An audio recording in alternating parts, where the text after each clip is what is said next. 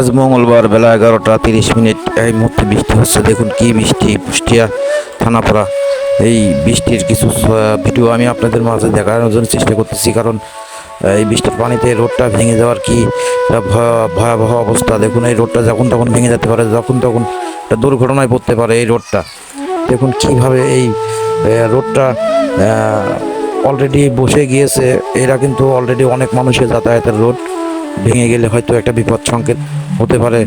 তো আমি আপনাদেরকে এই রোডটার যে বৃষ্টির পানির ঢলন আমি দেখানোর চেষ্টা করতেছি। আজ মঙ্গলবার বেলা 11টা 30 মিনিট এই কুষ্টিয়া থানাপাড়া।